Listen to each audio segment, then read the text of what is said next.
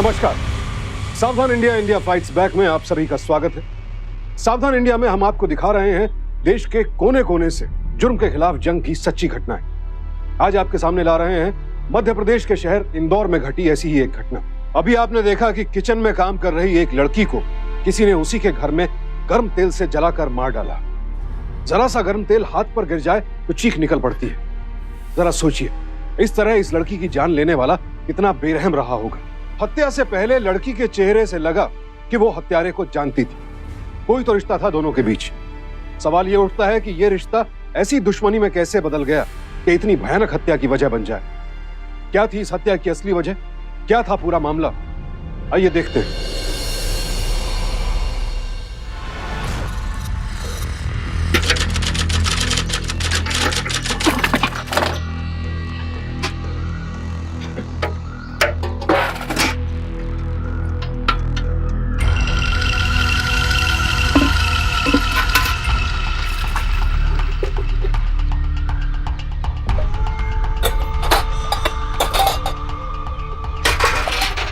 ठीक से कर मदन, बहुत शिकायत आ रही तेरी आजकल।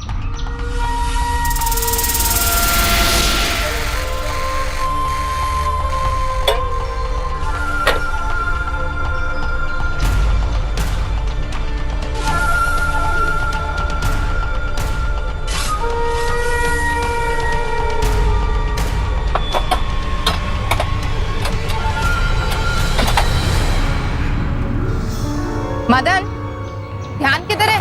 सारी सब्जियां लुढ़क रही हैं। ध्यान इधर ही तो है। ज्यादा मुंह मत चला, नौकरी से निकाल दूंगी। चल जाके रसोई में से गाजर ले आ। चल।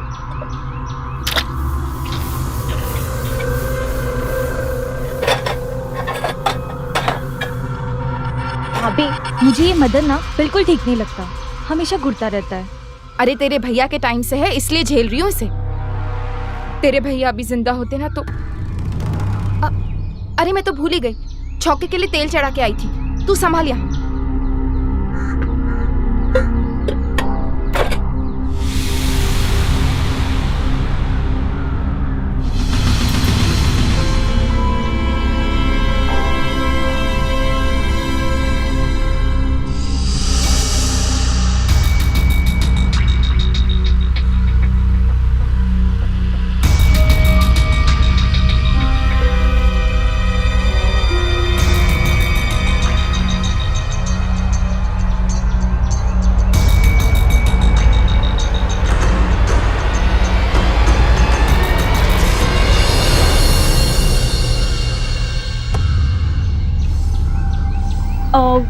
वो बर्तन धो लो, मैं ऊपर प्रियम का डब्बा लेके आती हूँ। ऊपर ही तो रहता है, खुद भी तो लेके आ सकता है।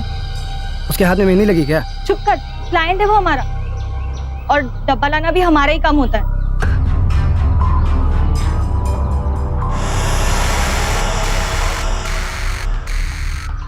हमको सब पता है तुम कौन सा डब्बा लेने जाती हो। बनाऊंगा किसी दिन सब्जी तुम दोनों की।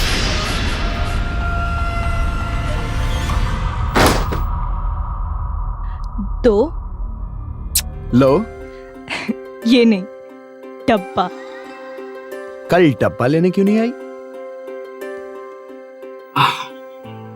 अब तो सजा मिलेगी। ये क्या कर रहे हो? शादी से पहले अच्छी लड़कियां ये सब नहीं करती। तो थोड़ी देर के लिए बुरी बन जाओ ना प्लीज। सोच लो, तुम्हारे घर वाले तुम्हारी शादी किसी बदमाश लड़की के साथ तो नहीं करेंगे ना? उफ, यार ये क्या बात बोल दी तुमने। तुम्हें पता है शादी के लिए तो मैं भी मरा जा रहा हूँ, पर क्या तेरी भाभी और तेरी माँ बिना नौकरी वाले लड़के से शादी करेंगे? प्रियम, तुम जल्दी कुछ करो। तेरे अलावा मैं किसी और के साथ शादी नहीं कर सकती। उफ, शादी शादी शादी। लिसन, शादी तो होती रहेगी, अभी फिलहाल ये टाइम तो एंजॉय कर लें। अब भी मैं बदमाश नहीं बनी।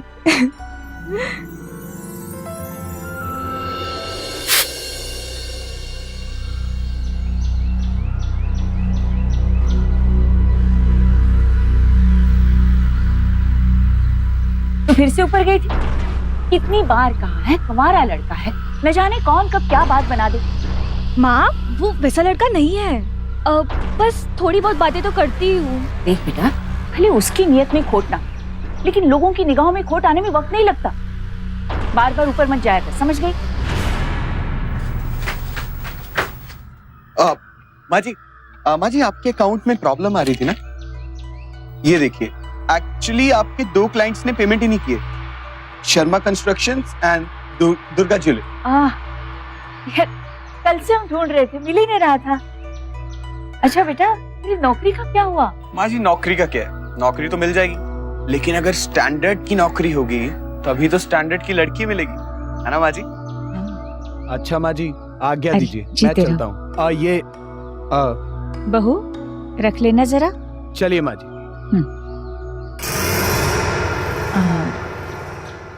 बहू, तुम्हें क्या लगता है, ये प्रियम ठीक लड़का है ना? नहीं मतलब मेहनती है, पढ़ा लिखा है, बस नौकरी नहीं है, लेकिन अपना किराया तो पूरा देता है, मतलब घर वाले अच्छे होंगे, है ना?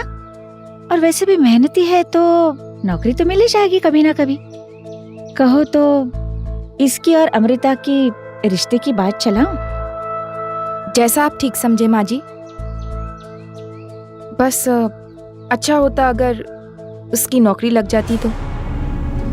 हाँ। अरे मदन, हाँ। अरे हो गया कि नहीं मसाला पीस के? अरे रुको भाई, ये भी तो जरूरी है। कब से यही सुन रही हूँ।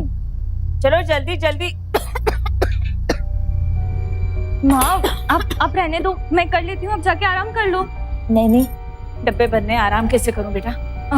धनी, ये भाभी को इतना टाइम क्यों लगा? ये सरकारी दफ्तर का काम है, इतना आसान तो नहीं है। देखो ना, अब 3 साल हो गए ट्रेन का एक्सीडेंट हो गया, अभी तक सरकारी मुआवजा नहीं मिला।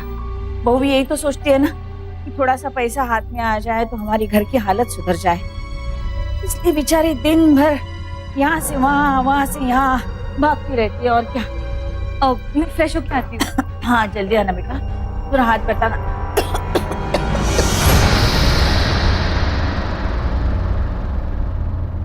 I love you baby।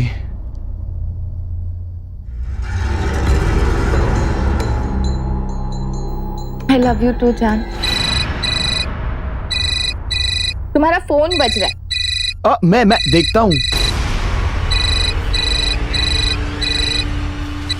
हाँ बोलो, क्या हुआ? मुझे तुमसे मिलने का बहुत मन कर रहा है। अब मैं अभी बिजी हूँ, मैं बाद में मिलता हूँ। ऊपर ही तो फ्री नहीं हो मतलब? अब नहीं। अब मेरा दोस्त आया हुआ है, मैं नहीं चाहता कि उसे तुझे देखकर कोई गलत फहमी पैदा हो, तो बाद में मिलते हैं ना, प्लीज बाय। बट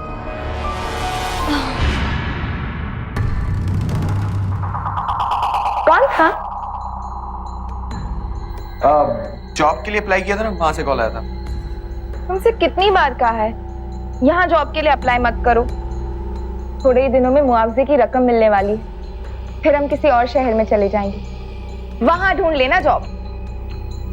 हाँ वो सब ठीक है, मैं मानता हूँ यार तुम मेरा रेंट देती हो, लेकिन मेरे आफ्टर ऑल और भी खर्चे हैं, तो मैं नहीं चाहता कि तुम मेरा हर एक खर्चा उठाओ। वो सब भी मैं देख लूंगी। ये लो तुम्हारे इस महीने के किराए के पैसे और 1000 रुपए खर्चे के लिए। तुम्हें पता नहीं, ये सब मुझे पसंद नहीं है। दुनिया की नजरों में भले ही हम अलग होंगे, लेकिन हम दोनों तो जानते हैं ना कि हम दोनों एक दूसरे के लिए बने हैं। हाँ वो सब ठीक है, लेकिन जब यहाँ से जाएंगे ना तो घर का सारा खर्चा मैं चलाऊंगा, और वैसे भी पति तो पत्नी को संभालता है ना? इंदौर के इस घर में 3 महिलाएं साथ रहती हैं। उपासना के पति समर्थ की मौत हो चुकी थी, जिसके मुआवजे के लिए अब वो सरकारी दफ्तरों के चक्कर काट रही थी। पति की मौत के बाद उपासना अपनी सास सरोज और ननद अमृता के साथ ससुराल में ही रह रही थी। ये लोग टिफिन सप्लाई करके घर खर्च चलाते थे, साथ ही घर का ऊपरी हिस्सा किराए पर भी दिया हुआ था। इनके बेरोजगार किराएदार प्रियम के अमृता के साथ प्रेम संबंध थे, और उपासना के साथ, जिसकी किसी को खबर भी नहीं। यहाँ तक कि घर की बहू उपासना प्रियम को पैसे देती थी ताकि वो उन्हें किराया दे सके। चातिर प्रियम एक ही घर की 2 औरतों को शादी का झांसा देकर उनका इस्तेमाल कर रहा था। दोनों ही उसके साथ शादी के सपने देख रही थी, अमृता समाज के सामने और उपासना उसके साथ भागकर। ये सब देखकर घर के नौकर मदन की हिम्मत भी बढ़ गई। जब रिश्तों में इतना फरेब हो तो अपराध को अंजाम लेते देर नहीं लगती। आखिर क्या होने वाला था इस घर में?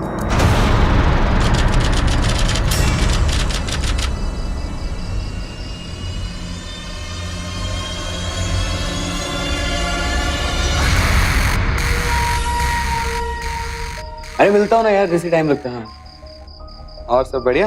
हाँ। अच्छा सुन, मैं थोड़ी देर में करता हूँ। हाँ हाँ ठीक।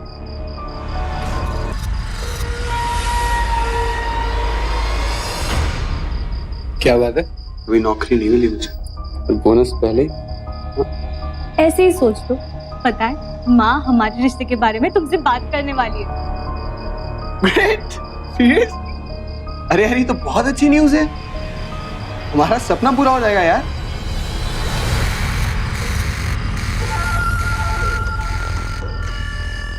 फिर उस प्यार की फीलिंग्स को एहसास नहीं करना चाहूंगा।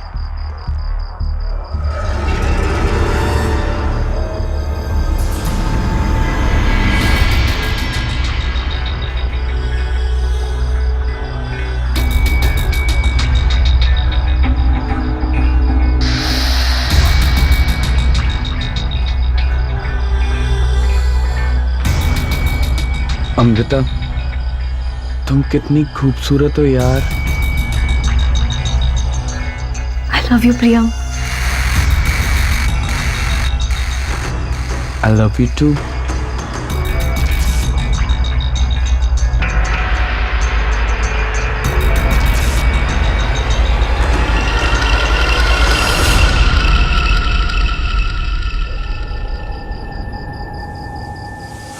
मदन, क्या ताकाजाकी कर रहा है? अरे कुछ नहीं, हम कपड़ा उतारने आए थे। पता है ना कितना सारा काम बाकी है। चल नीचे उतर। आप चलिए, हम आते। जल्दी आ।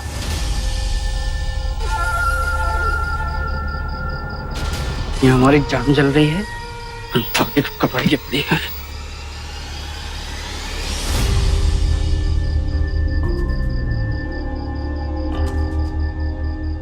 प्रियम दो औरतों को धोखा दे रहा था और अब घर की बहू उपासना धोखा देने की तैयारी कर रही थी।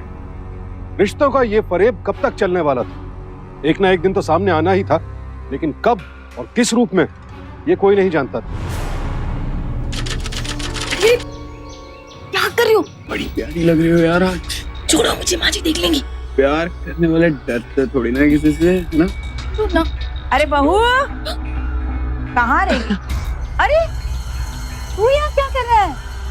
माँ जी मैं मंदिर जा रहा था तो सोचा कि आपको बता दूं कि आज मैं खाना नहीं खाऊंगा। मेरे लिए भी भेंट चढ़ा देना, मैं अभी पैसे लेकर आती हूँ। जी माँ जी, रुक जी। रुक रुक। जी।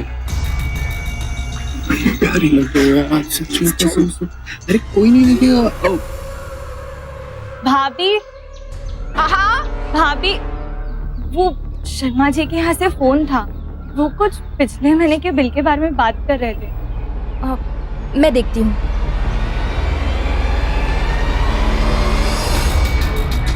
बड़ी प्यारी लग रही हो आज यार, बाय गॉड। अरे माँ देख लेगी, छोड़। अरे तो क्या हुआ? प्यार करने वाले डरते थोड़ी ना किसी से, ना? प्रियम बेटा,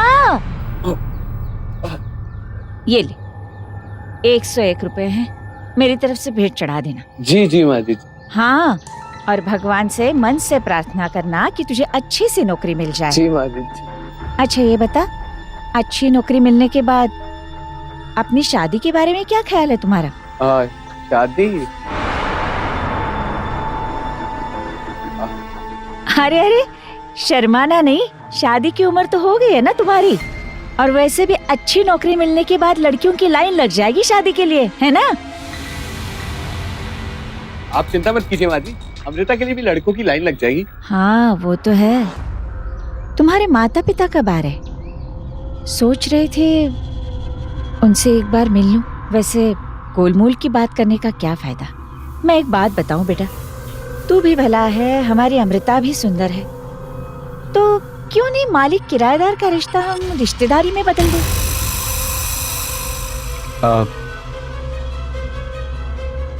माँ जी पहले नौकरी मिल जाए फिर बात करते हैं। हाँ। अच्छा माँ जी मुझे मंदिर जाना है, मैं चलता हूँ। चलिए। जीते रहो बेटा। अमृता की मां सरोज को तो भनक तक नहीं थी कि उनकी नाक के नीचे क्या चल रहा था। उन्हें लगा कि प्रियम उनकी बेटी के लिए एक अच्छा और सुशील लड़का है। उधर उपासना के होश उड़ गए जब माँ जी के दिल की बात इस तरह खुलकर सामने आई। अब उपासना को अपना भविष्य खतरे में नजर आ रहा था।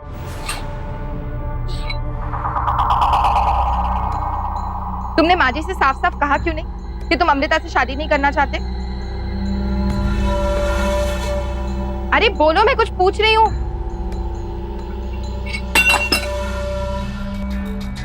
उपासना, अरे यार मैं तो खुद चाहता हूँ कि जल्दी से जल्दी तुम्हारे पैसे आ जाएं और हम यहाँ से निकलें। सच? उपासना, मैं सिर्फ तुमसे प्यार करता हूँ।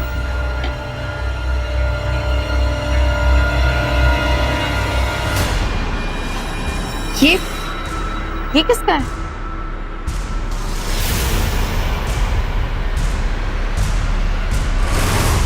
तुम्हारा ही होगा। अच्छा, लगता है पिछली बार भूल गई होंगी। आज से अमृता का यहाँ आना जाना बंद। तुम्हारा डब्बा लेकर मदन आएगा। क्यों? तुम नहीं आओगी? मौका मिलेगा तो आ जाऊंगी। पक्का? हाँ। प्रॉमिस? अब जाने दो।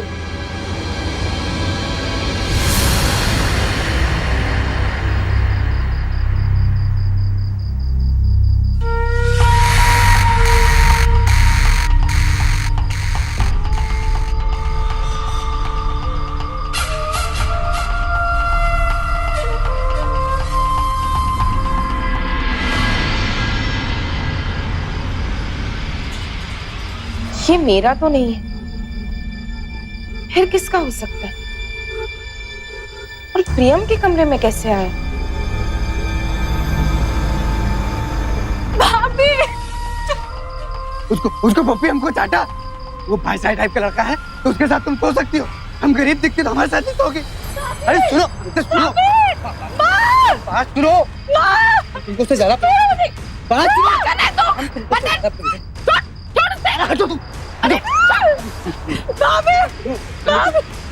सुनो। हम उससे ज्यादा प्रेम करते तुमको।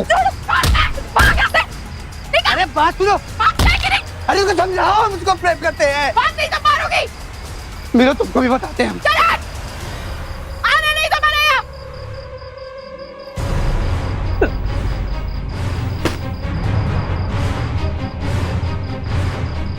क्या हुआ? क्यों चिल्ला रही थी?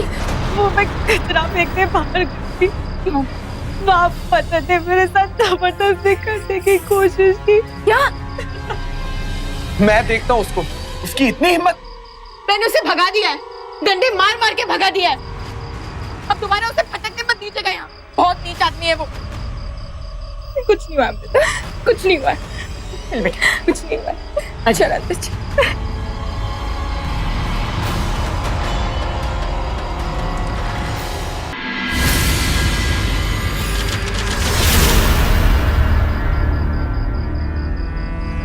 उसको पप्पी, हमको थप्पड़। वो बाय साइड हट के दिखता है, तुम उसके साथ सो सकती हो। हम गरीब देख के हमारे साथ नहीं सो सकते तुम।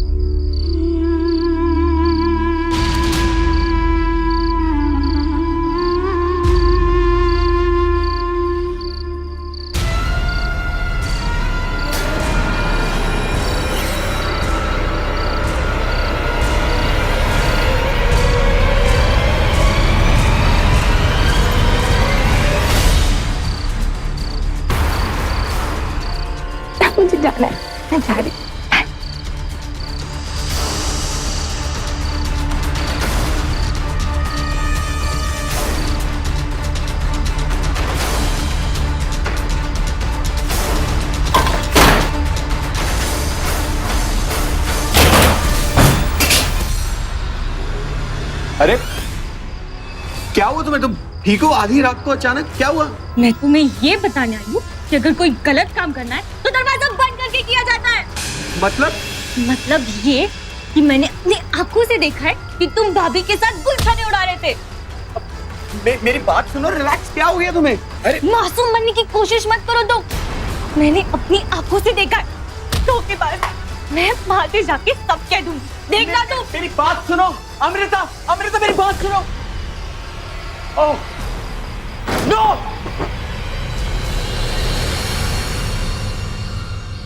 सब मसाले खत्म हो गए लेकिन बताया नहीं। अरे बहू, धनिया सूखने को डाला था क्या? अब जी नहीं माँ जी, वो तो खत्म हो गया। देख, वो भी खत्म, आलू खत्म, जैसे कि इसको ही पैसे खर्च करने हैं।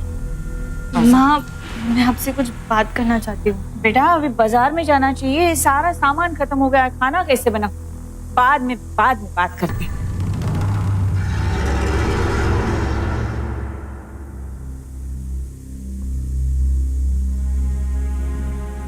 कैसी है अब तू? चिंता मत कर, देखना वो मदन का बच्चा अब कभी तुझे परेशान नहीं करेगा। ऐसा सबक सिखाया उसे। शर्म नहीं आई तुम्हें? जिसके साथ मेरी शादी होने वाली है उसके साथ नाजायज रिश्ता रखते हुए शर्म नहीं आई तुम्हें? ये क्या बक रही है तू? सही बोल रही हूँ। कल रात को देखा मैंने तुम्हें उसके कमरे से बाहर निकलते हुए। देख अमृता, जो तू सोच रही है ना, ऐसा कुछ नहीं है। ऐसा ही है। तुम्हें पता है ना मैं उससे कितना प्यार करती हूँ, फिर भी तुमने ऐसा किया। मुझे पता है तुमने ही उसे मजबूर किया होगा ये सब करने के लिए। वो ऐसा नहीं कर सकता। देख अमृता, तू शांत हो जा। नहीं रहना मुझे शांत। माँ को आने दो, मैं उन्हें सब बता दूंगी। और देखना, जब उन्हें सब पता चलेगा ना, कैसे तुम्हें धक्के मार के घर से बाहर निकाल देगी वो।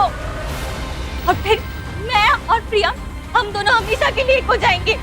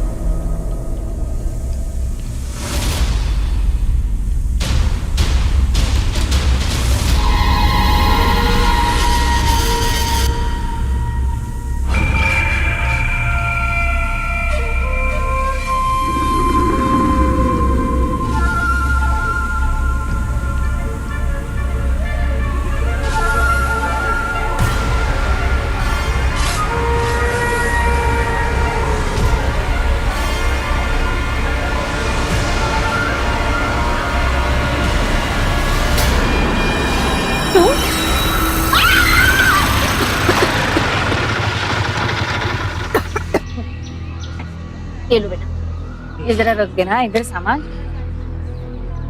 अमृता, जरा सामान लेना बेटा, क्या रख देना। अमृता, सामान है बाहर, आजा जल्दी। अमृता, अमृता, अमृता, अमृता, अरे क्या हुआ मेरी बच्ची को? अमृता, अरे कोई है? अमृता, अमृता, अमृता, अमृता,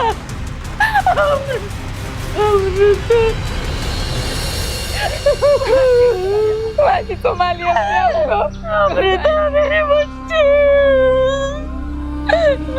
अमृता। माँ जी, शुरुआती इन्वेस्टिगेशन के हिसाब से ये एक्सीडेंट नहीं मर्डर है। नहीं, क्या बिगड़ा था मेरे बच्चे ने किसी का? माँ जी, गरम तेल फेंका गया है उस पर, बहुत बुरी तरह तड़प करके मरी। मेरी बच्ची। आपको किसी पे शक? इंस्पेक्टर साहब, मदन नाम का एक आदमी हमारे यहाँ काम करता था। उसने कल अमृता के साथ बदतमीजी भी की थी। मैंने उसे डंडे मार के भगा दिया था। ये उसी का काम है इंस्पेक्टर साहब, ये मदन का ही काम है। पांडे सर, बॉडी को पोस्टमार्टम के लिए भेजो और पता करो मदन कहाँ है। ठीक है सर। क्या बिगड़ा थे मेरे बच्चे ने? किसका क्या बिगड़ा था? अमृता की हत्या हो चुकी थी, लेकिन किसने मारा था उसे? जाहिर है कोई घर से जुड़ा आदमी ही रहा होगा, लेकिन कौन? पुलिस को मदन पर शक था, लेकिन क्या पुलिस का शक सही था या फिर अमृता की जान उसके किसी अपने ने ही ली थी? फिलहाल पुलिस ने मदन को जांच के घेरे में लिया, क्योंकि एक दिन पहले मदन ने ही अमृता पर हमला किया था। हाँ भाई बोल। साहब हम सच कह रहे साहब, हमने कुछ नहीं किया। पुलंडिया का कैरेक्टर रहा था साहब, जब देखो तब उसके साथ कोई रहती थी। हमने एक बार कोशिश जरूर की थी, मगर हमने खून नहीं किया साहब उसका। अभी किसकी बात कर रहा है? कौन है वो? अरे वही लड़का जो इनके यहाँ भाड़े पे रहता था, प्रियम। जी झूठे, ये झूठ बोल रहा है इंस्पेक्टर साहब। प्रियम ऐसा लड़का नहीं है। ये आपको गुमराह करने की कोशिश कर रहा है। झूठ नहीं बोल रहा, सच कह रहा है। अरे चुप कर, तू कभी सच कह सकता है क्या? मैडम जी, प्रियम जो है शक के घेरे में। तहकीकात तो करनी पड़ेगी।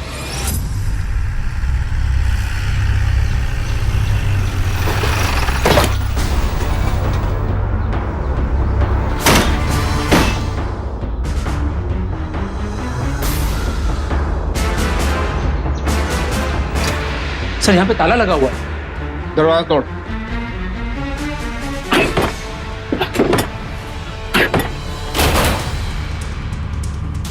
पांडे उधर देख। हाँ सर।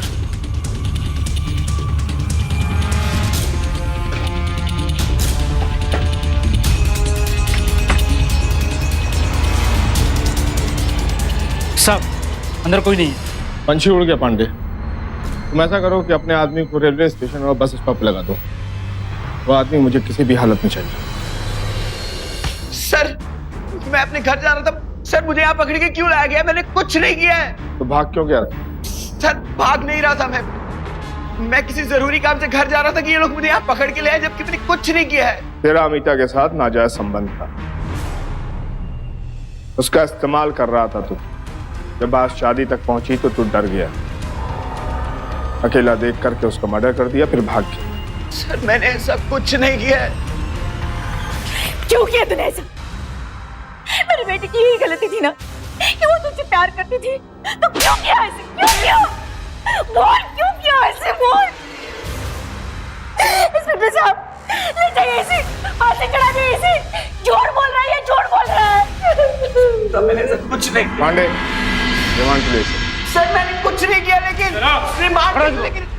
अरे सर मेरी बात सुनिए, मैंने कुछ नहीं किया। मैं सच कह रहा हूँ, मैंने कुछ नहीं किया।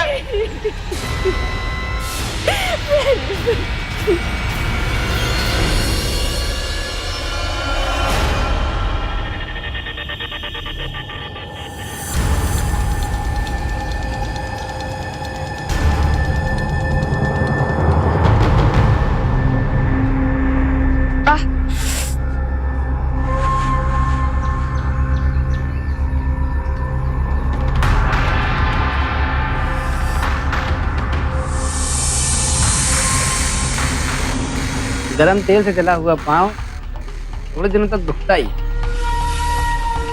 और भाभी जी मरहम वरहम लगाई कि नहीं? क्या बकवास कर रहा है तू?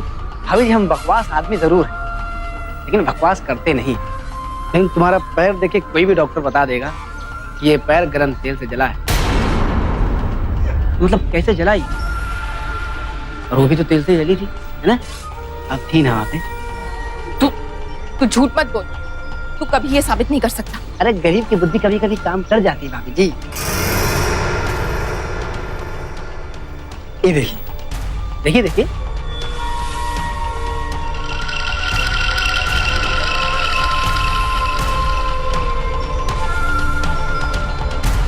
आजकल किसी पे भरोसा करने लायक नहीं है भाई। सुना है आपके पति के मौत का मुआवजा मिलने वाला है। वो मुआवजा का पैसा हमको चाहिए। हम किसी को कुछ नहीं बताएंगे, आपको घबराने की कोई जरूरत नहीं। नहीं तो हम ये पुलिस को दे देंगे और उसके बाद आप जानते हैं कि क्या होगा। जानते हैं बड़ा।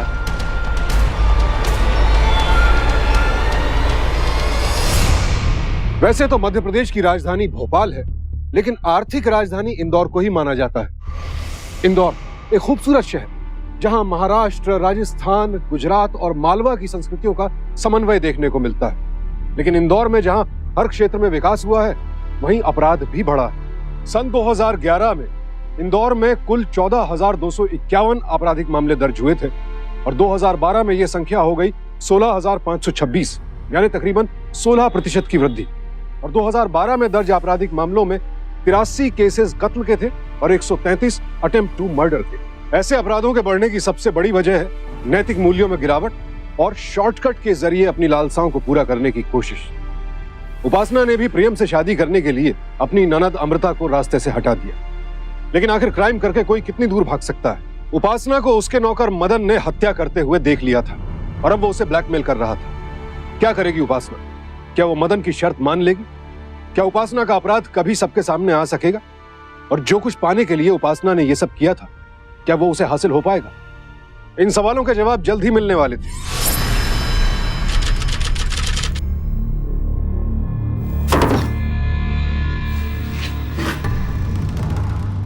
अरे इसका मुसल कहाँ गया?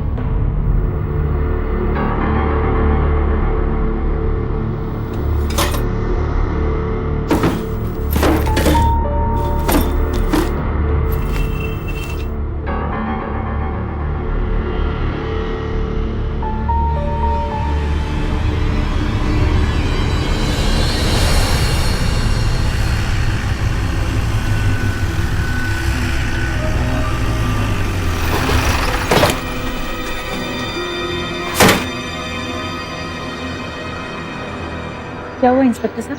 आज सुबह किसी ने मदन का खून कर दिया।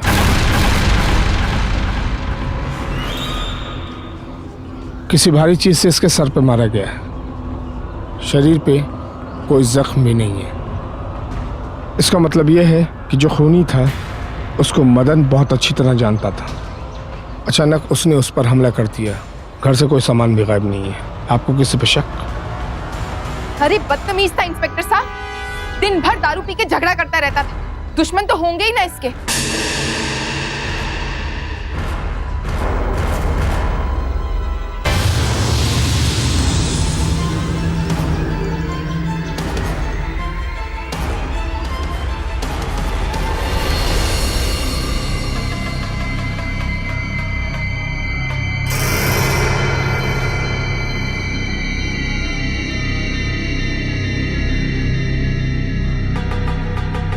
अरे कितनी गहरी चोट है, बताया नहीं?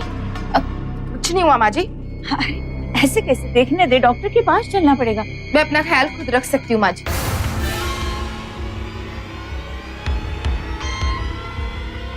कुछ तो गड़बड़ है।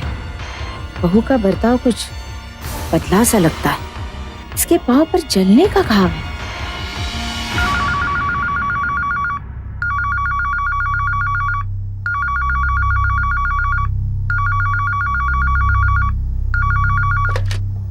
हेलो, हाँ शर्मा जी। अरे बिल तो बन चुका है आपका, उपासना ने दिया नहीं अभी तक। हाँ, अच्छा मैं पूछती हूँ, एक मिनट। अरे बहू, बहू कहाँ हो? शर्मा जी का फोन है। बहू कहाँ गई है? हेलो शर्मा जी, मैं 2 मिनट में आपको फोन करती हूँ। हाँ हाँ हाँ, मैं करती हूँ। बहू कहाँ हो? शर्मा जी का फोन आया है बिल के। कहाँ रखा है बिल?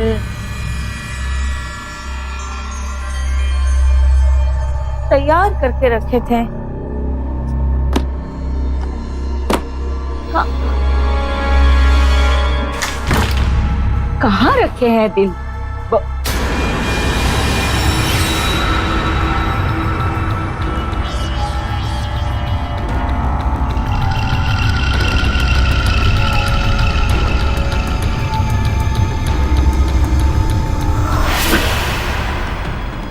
अरे इसका मुसल कहाँ गया? किसी भारी चीज से इसके सर पे मारा गया। शरीर पे कोई जख्म भी नहीं है। कि जो खूनी था उसको मदन बहुत अच्छी तरह जानता था।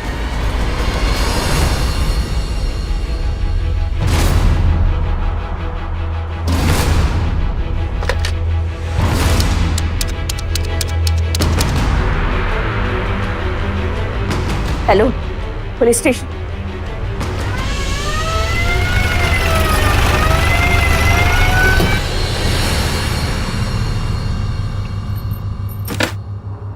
आई।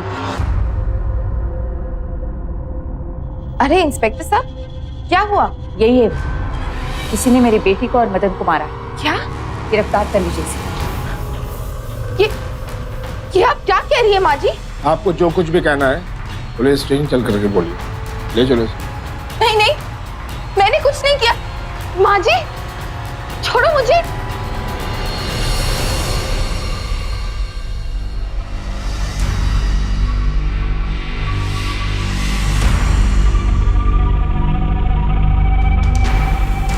शक तो मुझे तभी हुआ था जब ये लंगड़ा कर चल रही थी, लेकिन मैंने उस बात को नजरअंदाज कर दिया था। जब आप मदन के कत्ल के बारे में बताने आए थे तब आप ही ने बताया था कि उस पर किसी भारी चीज से हमला किया गया था, पर रसोई से मुसल गायब था जो मुझे इसी के कमरे में मिला। फिर मेरा शक यकीन में बदल गया कि इसने मदन का खून किया है।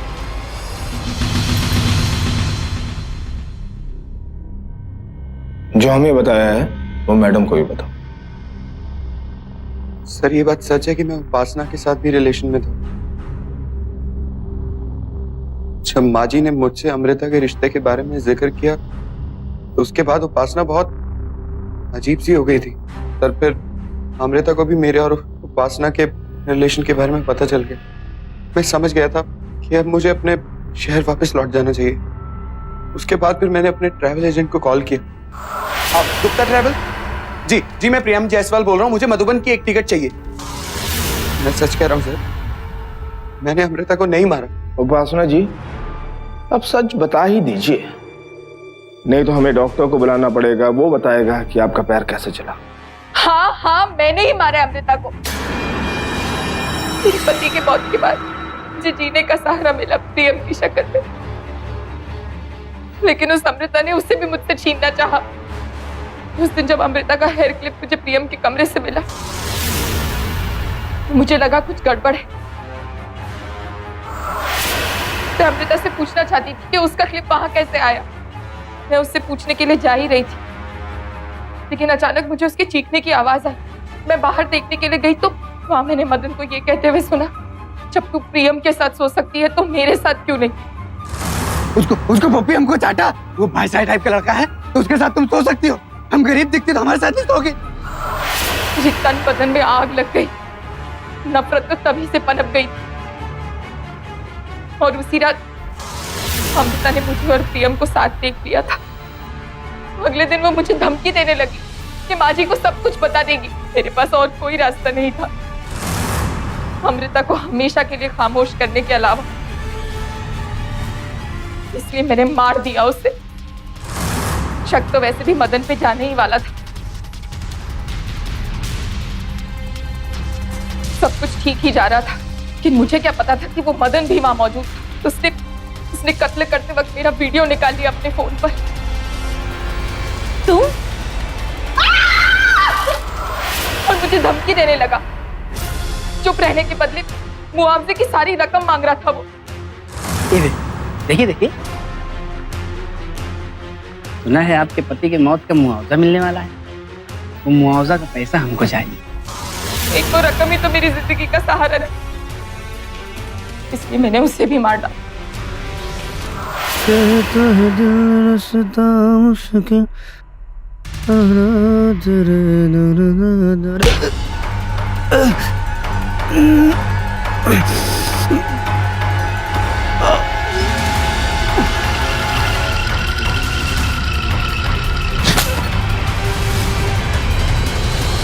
सारे फसाद की जड़ ये प्रियम है।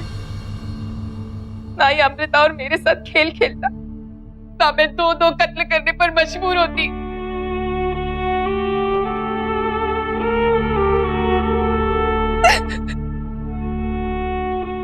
मैं समझती थी तेरी बहू देवी है, लेकिन तू तो चरित्रहीन होने के साथ साथ कातिल भी निकली। तू है तुझ पर तू। उपासना को अपने प्रेमी प्रियम से संबंध बनाने वाली ननद अमृता से नाराजगी थी और प्रियम को खोने का डर था, इसलिए उसने अमृता को रास्ते से ही हटा दी। लेकिन ऐसा करते हुए उसने एक पल के लिए भी ये नहीं सोचा कि दरअसल धोखा उसे अमृता नहीं प्रियम दे रहा था, और ऐसा व्यक्ति तो उसे भविष्य में भी धोखा ही देता। पति की मौत के बाद उपासना को एक साथी की जरूरत थी, लेकिन उसे इस तरह से हासिल करना सरासर गलत था। बहरहाल आपराधिक मानसिकता वाले लोग हर चीज अपराध के जरिए ही हासिल करना चाहते हैं, इसीलिए उपासना ने ब्लैकमेलर नौकर मदन को भी रास्ते से हटाने के लिए हत्या का रास्ता ही चुना। उपासना को आईपीसी के सेक्शन 302 के तहत 14 साल कैदे बामुशक्कत की सजा सुनाई गई। आज वो जेल में, उसके पास कुछ भी नहीं, न पैसा, न प्यार, न भविष्य, न रिश्ते। ये तो थी घर के अंदर हुए अपराध की घटना, लेकिन अपराध कहीं भी कभी भी वार कर सकता है, मगर सावधान रहकर आप शिकार होने से बच सकते हैं। आज हमने आपको दिखाई मध्य प्रदेश के शहर इंदौर की घटना, तो देखते रहिए सावधान इंडिया, जिसमें हम आपको रूबरू करवा रहे हैं देश के कोने कोने में घटी अपराध की सच्ची घटनाओं से। सावधान रहें, सतर्क रहें, सुरक्षित रहें। इसी प्रार्थना के साथ अब मैं सुशांत सिंह आपसे विदा लेता हूं। देखते रहें सावधान इंडिया, इंडिया फाइट्स बैक।